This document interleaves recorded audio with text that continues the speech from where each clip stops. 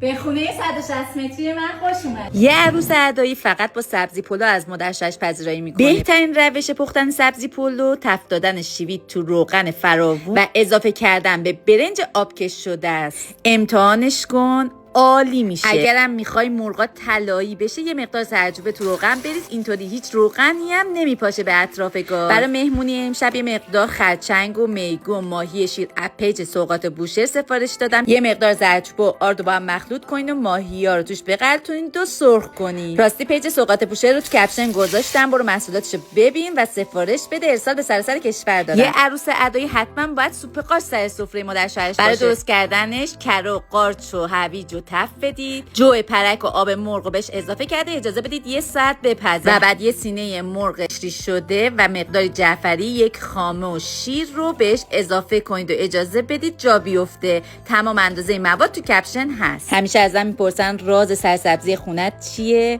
وقتی میوه رو آماده کردم یه مقدار وایتکس داخل گلدونا ریختم. اینم راز سبز بودن خونه ما و این گلدونای سرسبز. اینجا دیگه مهمونای من از راه رسیدن. زیر گاز رو روشن کردم تا خورشت گرم بشه. یه مقدار گوجه روش چیدم. با این روش گوجات میپزه بدون که سرخ کنی و روغن بپاشه این ورم. میگم عشقم میشه این پست لایک کنی. مادر شوهر و پدر شوهرم عاشق این سوپ شیر شده بودن. 23 ساله که عروسشونم و همیشه عاشق مهمونی دادن به خانواده شوهرمم. راستی اگه دوست داشتی این پست ذخیره کن و بفرست برای دوستا. البته این مهمونی یه مناسبت دیگه داشت که تو این پست فقط غذا رو گذاشتم و تو پست بعدی منتظر سورپرایز باش. لایک هم بزن یادت نره.